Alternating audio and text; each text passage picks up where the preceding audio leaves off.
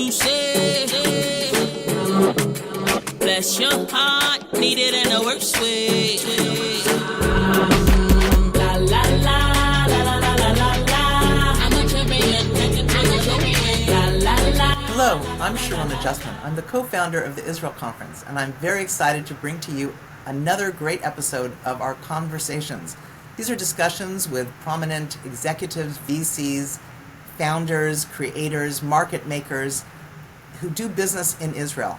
Oftentimes they're in Israel, but of course, in the Israel business scene, we're all around the world, flying, landing, and making magic happen wherever we go. Today, I'm delighted to bring to you a discussion with one of the most prominent VCs in Israel, in New York, in Miami, in San Francisco. Her name is Yodfat Harel Buchris. She's a wonderful VC with tremendous experience, and today we're going to learn a lot about a number of industries and what it's like to be a VC. Yodfat, welcome. It's so great to be with you. Thank you for having me. Thank you very much. We would love to know a little bit about the role that you play in the VC world. Tell us, how did you get involved in the company, and where are some of your footprints? Okay, great. So first of all, thank you for doing that and delivering the message. It's so important, and I'm so proud to see the two flags behind you. It makes me even prouder. As you mentioned, Blumberg Capital is an early stage VC, an American-based VC with, I think, 32 years of experience in operation, both in Israel and in the US. And currently, I'm the managing director of Blumberg Capital in Israel, but as a global fund, and you rightly so said, it doesn't matter where you are, okay? The tech world is global, our investments are global, so I can see deals in the US, I can see deals in Europe, I can see deals in Israel, and what's good about it that we have such an extensive network that we can actually do a much better and deeper due diligence on companies because we see everything. So today, the fact that we are located in Israel gives us an enormous advantage and an opportunity to meet all the young entrepreneurs that are coming out of universities, military, other VCs. And since we've been around so long, we already have returning founders. So we have some of our companies are with founders for third-time founders that came to us, and we invested in their companies for the third time, and second-timers. So we are developing the network internally and externally, and it's also always great to cooperate with other VC. It's a very complex industry where you can actually compete, cooperate, cooperate, and be part of the ecosystem. Yodfat, how did you yourself get involved in the world of being a VC? Yeah. So I think being part of the Israeli investment world and financial world, you cannot in any way disregard the high tech. And in high tech you have the most interesting people, and you get attracted to that. I'm not coming from a tech background, but during the years I've learned so much about technology, and every time there is a new technology coming into the market, I'm so enthusiastic about it. We see lately the AI and quantum and so many interesting things that immediately you get drawn to it. So right after the army, I lived for a while in Europe, and then I was working there in the banking industry, in private banking. I came back to Israel and I represented for 10 years Japanese companies. It was very early 90s, and the Israeli tech was just in the beginning. The first company, the largest company was Orbotech when I used to work for them, and Checkpoint, and it was very, very much in its beginning, in its innocence. And then when you travel around, you see the opportunities there are enormous and amazing. And I got to know a lot of many founders that came out of the army. That's how it all started. And I started investing together with them, first with my own money and then for Japanese investors. And after that for Orbotech and managed their VCs. and later on for family office, single family office. And then, you get to be part of the ecosystem. And what's nice about Israel is that you cannot do just high tech. I was never just in one industry because it's such a unique ecosystem and everyone knows everyone, and the business community here, and you know it very well. Every time you come to Israel, you make us so happy with your conferences, and everyone comes there. So you see that you have financial industry that cooperating with the high-tech industry, that's cooperating with the defense industry, that is cooperating with the retail industry. So everything is really connected and related. So every year I had to choose another task and not just to concentrate on the tech companies. So along the years, I was also a board member in many publicly traded companies like El Al, that we all know, the Israeli airline, and pharmaceutical companies like Protalix, and today I'm also a board member in Discount Bank, and I was chairing the Cybersecurity Committee and Innovation of the board. So everything is related. If you serve the tech, very young companies, and you don't know how the large enterprises work, you simply are not doing your job. So the fact that I was involved in large enterprises and small companies and young entrepreneurs and very mature entrepreneurs, and also very much involved in philanthropy and our community, gave me the opportunity not just to feel that I'm part of the ecosystem, but also to expand my network and to bring better deal flow. Well, I like that you mentioned that you yourself personally invested. This is something that is quite remarkable. Oftentimes VCs, they invest personally only after they are seasoned. Yeah. But so I did it before I became a VC. Right. So you had your own experience. I hope you didn't lose too much money. I'm old enough to know that once upon a time, many years ago, the valuation of companies were different. I would say much more reasonable than they are today.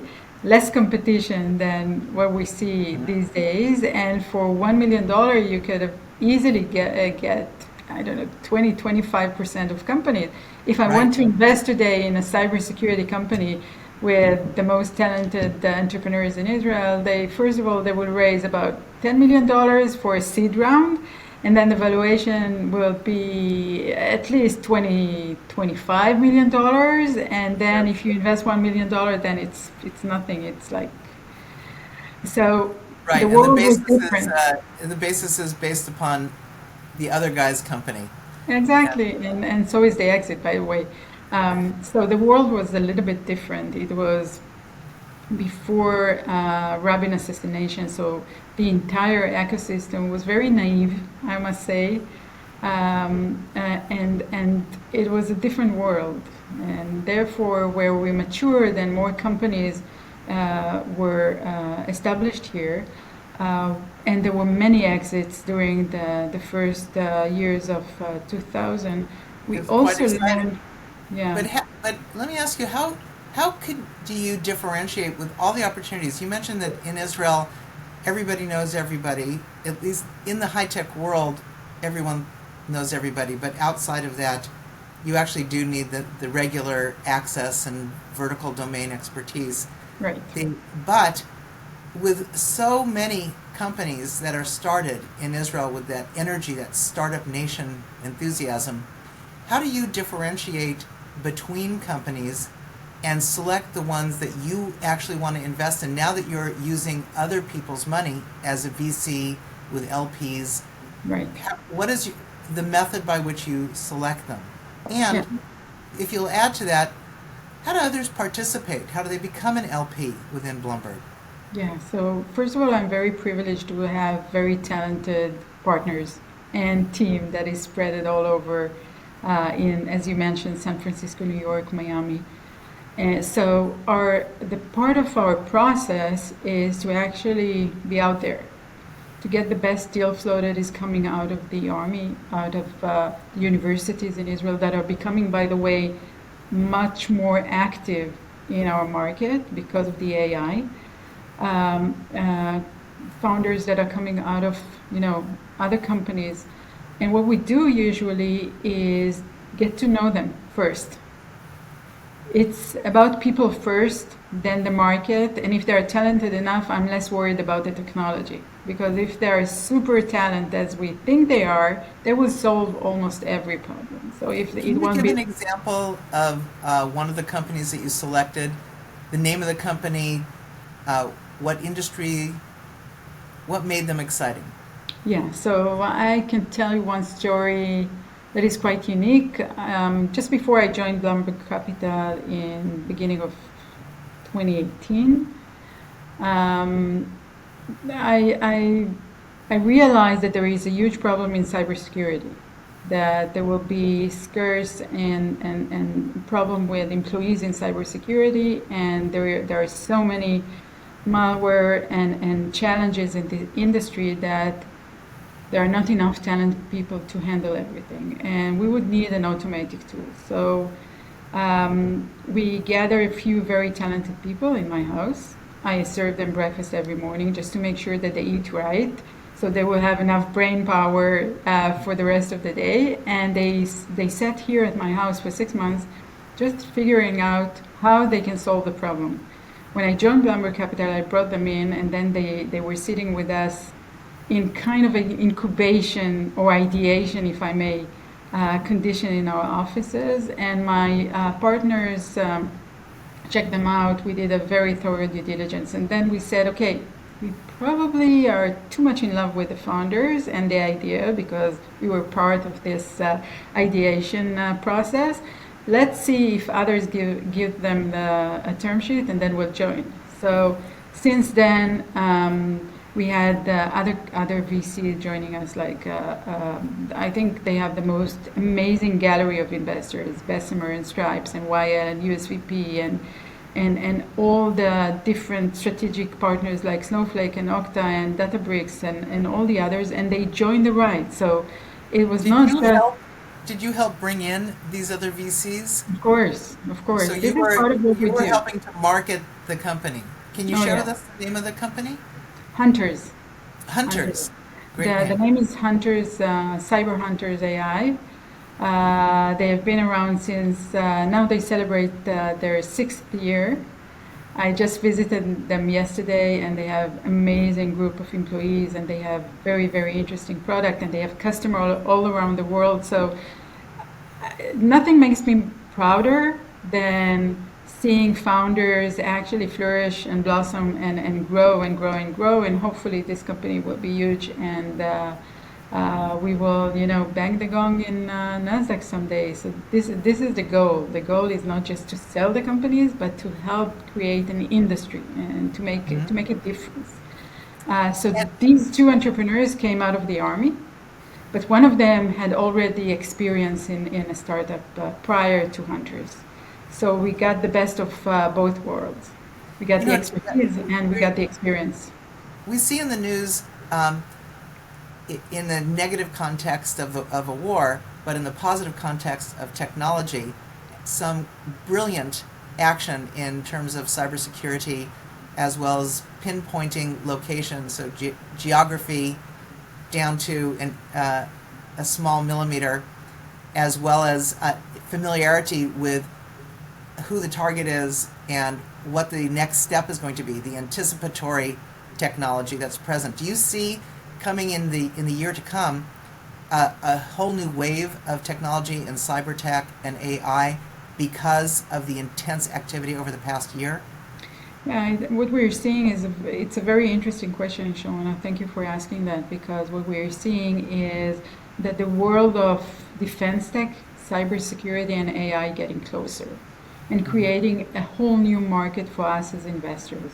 There is a fine line between offensive technology and defensive technology, both in cybersecurity and defense tech. And I think we will have to be extremely cautious to choose the right founders and to choose the right market, and to be very much aware of the privacy laws, and to choose the right thing. I'm experiencing a war in the past 14 months made me realize that I better do things that are good for the world rather than to invest in things that can actually be offensive and harm others. So there is a fine line. There is a very interesting market that is evolving. We are seeing many entrepreneurs that are coming out of combat, that are coming out of this war, not just in Israel, but also in other places in the world, with some new ideas. And luckily, they also feel that they want to change the world. So they're looking to build something big and not features anymore. In the 2022-23, what we have seen in the market is very eager entrepreneurs that wanted to do a very quick exit. Therefore, we saw features rather than systems and solutions. Now I'm looking for solutions, systems, and big things that can actually be valued as at least $1 billion companies in, let's say, between 6 to 7, 8 years. Well, that is a superb goal, and I'd say that the world shares your point of view. But going back to cyber tech and defense tech, it's such an interesting area. There's a famous Latin phrase that says, to achieve peace, prepare for war. And that preparation is that, in a way, that defensive and offensive simultaneous transaction that occurs to Right.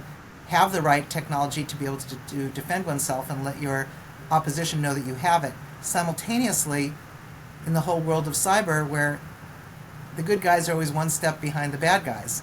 And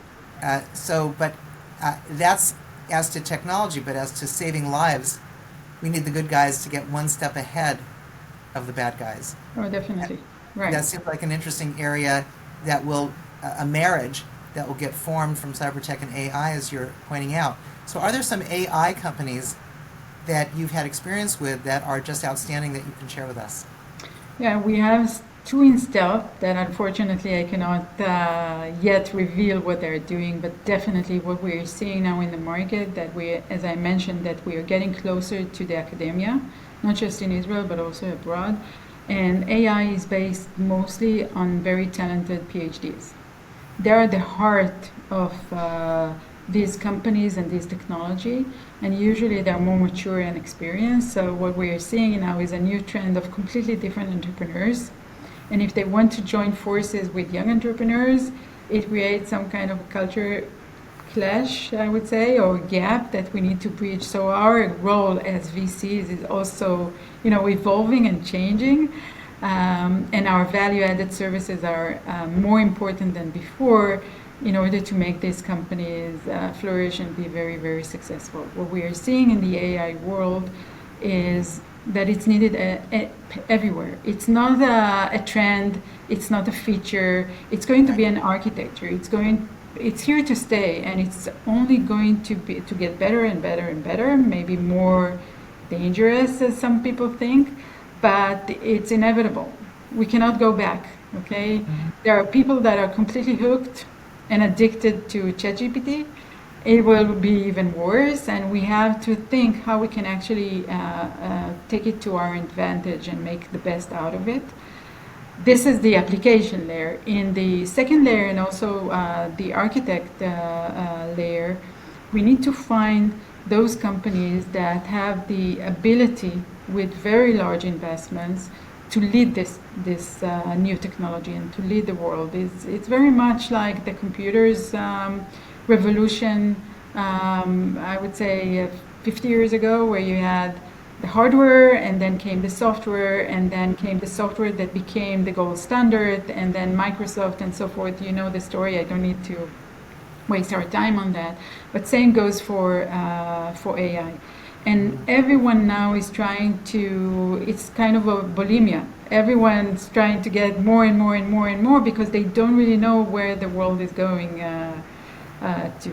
So for us as VCs, that's the perfect time to actually invest in those companies. And some will say that it may be too late. I think it's the right time because the gold standard is being set now.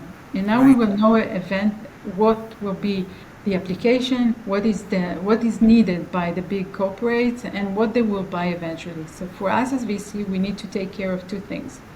Who will buy the product, and then again, who will buy the company? And sometimes It's two different things. And our part of our work is to be in touch with these multinational companies and the big enterprises. Everybody speaks about the top 500 or top 100 companies. They set the trend. But there are so many companies out there, medium size, large size, huge size, that are technology savvy, that are eager to learn more and to buy new technology. And this is my target market. So it's not just entrepreneurs, but it's also the potential buyers. And it's same as I said before, you need to be part of the ecosystem. You need to look on the 360 degrees and to look around all the time. Who is buying, who is selling, who needs it, who eventually will need it in 10 years' time. Does it have a long life cycle, short life cycle? It's a very complex world, and it always combines deep technology understanding, business development, skill sets, and simply love people. You need to be in communication all the time. And this is something that AI, for now, cannot solve. Maybe I'll be replaced by AI in the future, but for now, I still enjoy it.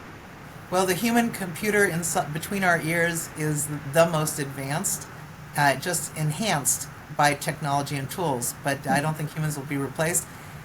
Now, you're talking about where the market is going. So some of your companies are marketing oriented, and AI is big data, and marketing is all about big data and deploying tactics across that data and then receiving back information to understand trends. Let's talk about one of your companies that is in that category of being in touch with the market while on the back end or side using data, AI to drive the results. Yeah, so this is a growing market, super interesting, very important for merchants, e-commerce website, large enterprises. So it goes between marketing tool and analytic tool. Right.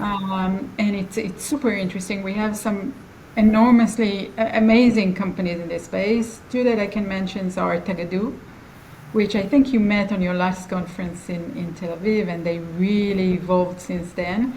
What Tagadu is actually doing is they can give an enterprise feedback on and sentiment of their product online from any open source, and also share what's wrong and what's good, and give some insights for change, correction, and so forth. And they have proven in the last year that they can actually improve results, improve revenues, and assist the companies that is actually using them and retaining their services and product, that it's worth their while, and the ROI is amazing.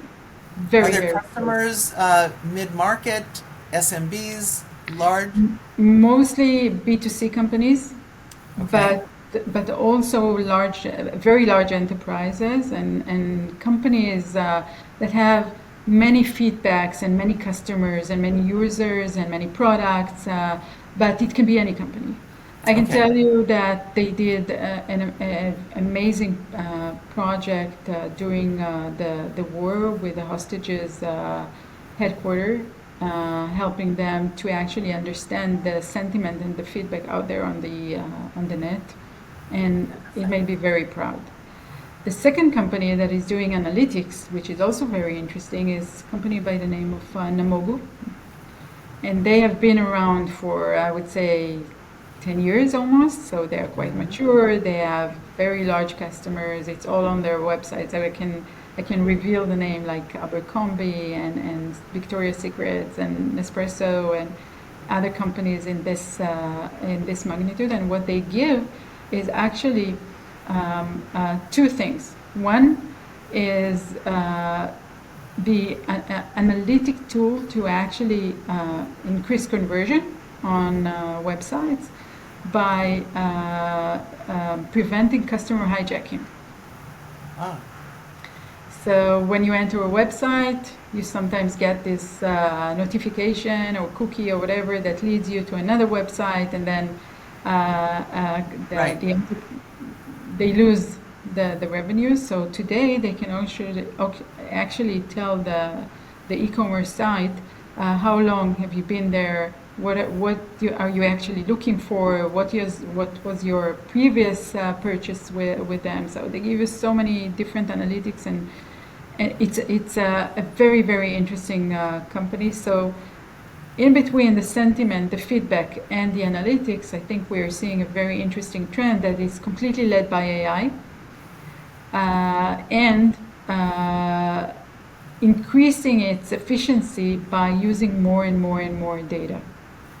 So that brings up the question of how to educate marketing or chief marketing officers how to use the data that could come at them like a fire hose if they turn that tap on, and then teaching the CMO how to integrate that into the various ERP systems within the company so that demand planning can be appropriately calculated. Yeah.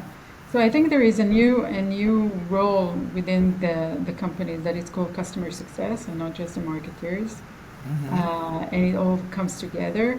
They work together, they cooperate, of course, and it needs to be very simple. Okay, they're not usually tech people. They don't need complicated dashboard. They need a very simple answer to a very simple question. And this is what we are trying to work with our companies. Keep it simple.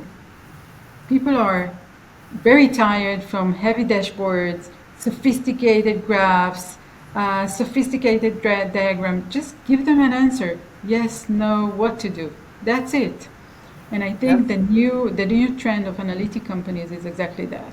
They want a comparison with last month, last week, last hour, last day, and what to do in the next day. And well, I that's think what that's the AI beauty of, exactly, and that's the beauty of the new system, the new generation of the analytic systems. And this is what I'm looking for. I'm looking for things that will make their life easier, they cannot do without, and they will be more successful in their roles for their companies in the next, quarter. So it's all about the data in the end of the day. Always, we know that. It's all about information is power, right? It's all about the data.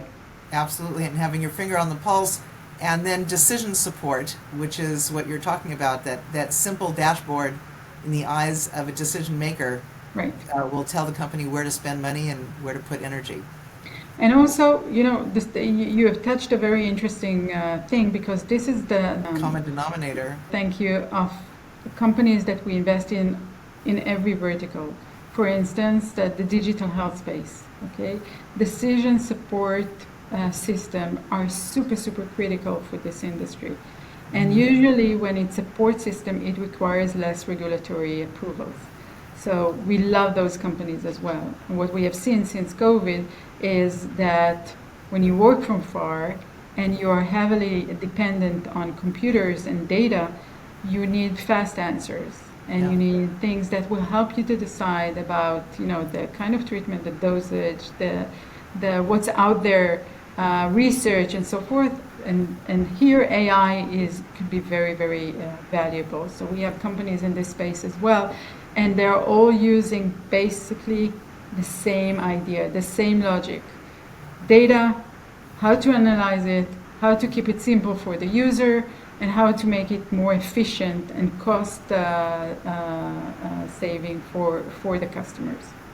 Well, that eventually will be democratized to the small, medium-sized businesses as well, because in order for them to stay in business, to be in the game, they, of course, have to act like big business. Right. And therefore they need the tools of big business. It's an interesting area, Yodfat, that people coming out of college, out of the Army, what skill sets they need to be in the tech sector or the tech-related sector, which is focus on data, focus on how to present information. So it's data and presentation combined, and the classic know your audience as an element to drive their success. You've probably found so many times an idea that's brilliant that is not understood by the market is a company that stands alone. Oh yes, too many times, I must say. Usually, and you mentioned the army, people that are coming out of these super talented units, and they're extremely talented. They're talented in one specific element, which is technology. Right. And our role is actually to teach them, to guide them, to help them, and to find the right people that will help them understand better how the market actually works, how to analyze the market needs, not just for the next year, but for the years to come. Because if we invest in a company, we have to look at the horizon and say, okay, how the world will look like in 3 to 5 years from now. And it's not trends, it's vision. And this is something that we're looking for. So when we see these entrepreneurs, the first thing that I'm looking for is the passion. Are they passionate enough to actually last this whole journey? Do they have what it takes, the stamina, the hunger, the passion, the relationship between the founders to actually survive this very painful journey of becoming an entrepreneur? Yes. Well, that's true not only in your investments, but in every area that we traverse, we work in, play in, shop in. That kind of character is so important. Yodfat, as a VC, one of the goals is an exit.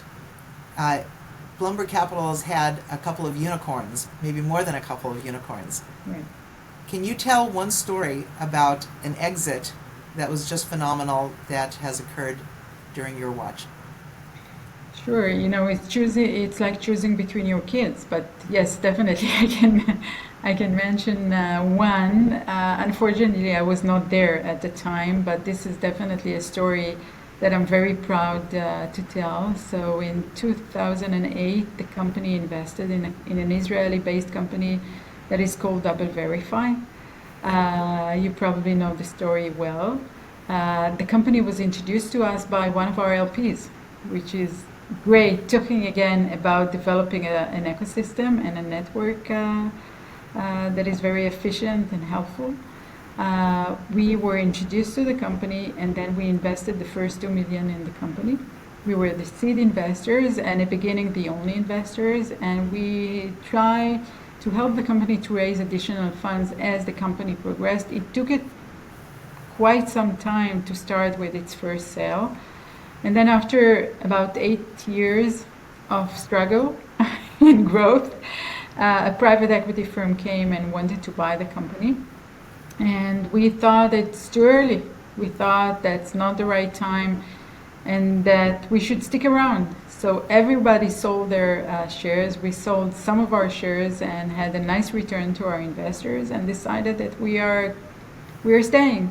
So David Blumberg, the founder of Blumberg Capital, decided that he's staying as a board member as well, despite the fact that it was, I think back then it was round D or so it was quite advanced and quite mature. And after additional 7 years, the company went public on NASDAQ in an evaluation of more than $5 billion.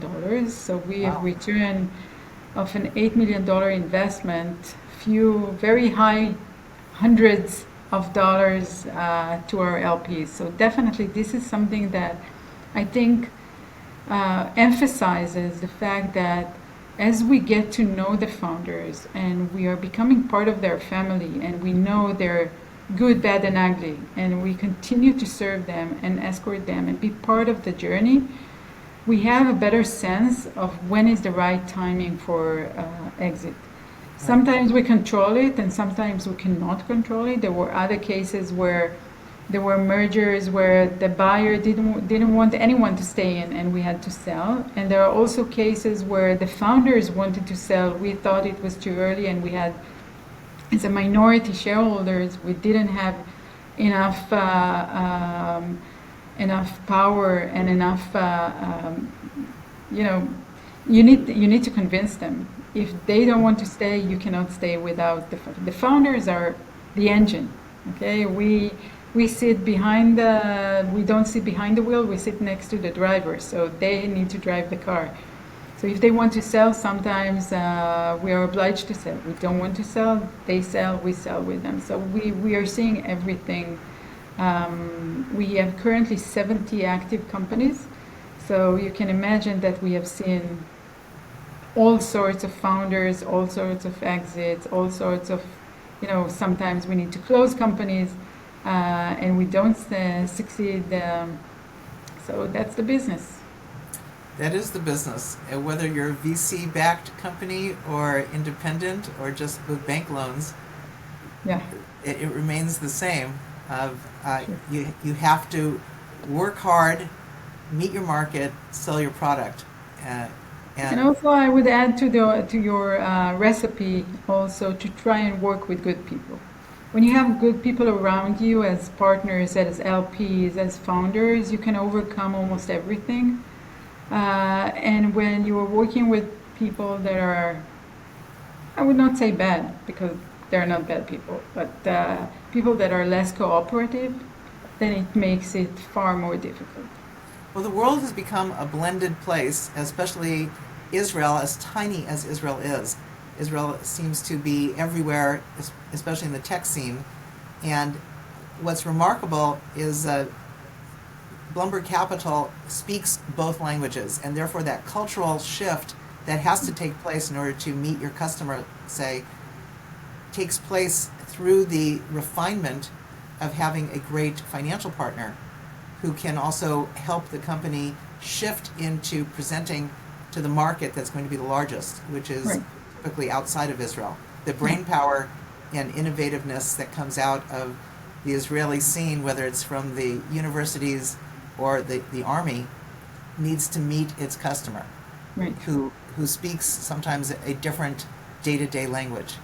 And Yeah. so I'd say that's another art form that you bring to the table, Yodfat. Oh, definitely. And this is why my partners are working so hard, because we bring the entrepreneurs and then they help to translate.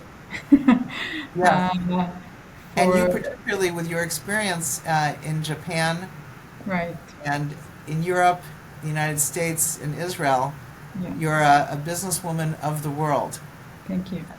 So it's And really so a is our pleasure. team. Yeah, so is our team, I must say. We have a growing team. We are almost 30 people, and people that are coming from all around the world and worked in China and in Japan and in Europe and in the US and in Israel. So we really have a lot of knowledge around the table that brings, then again, experience, network, and the ability to actually translate the right commercial language and business language and relationship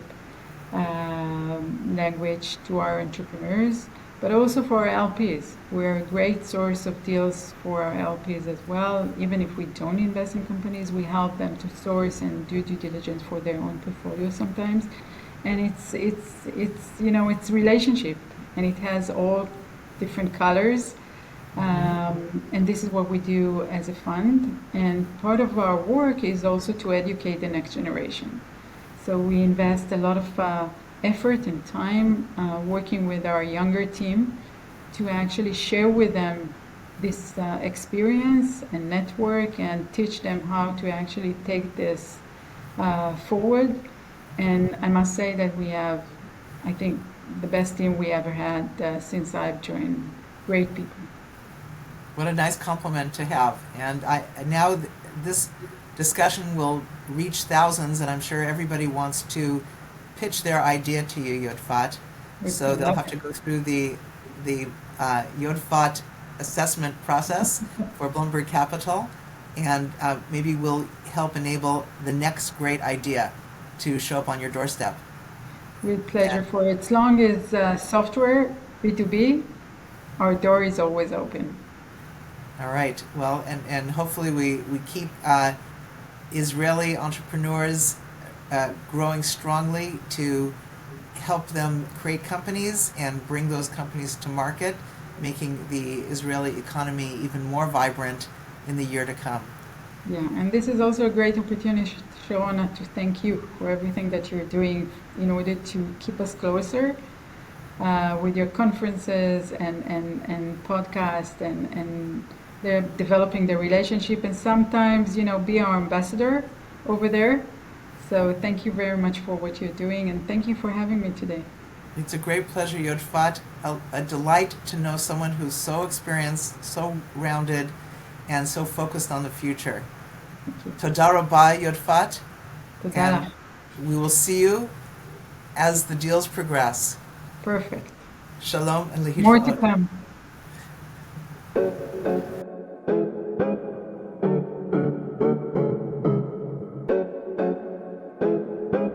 To see more conversations with extraordinary Israeli business entrepreneurs, visit theisraelconference.org.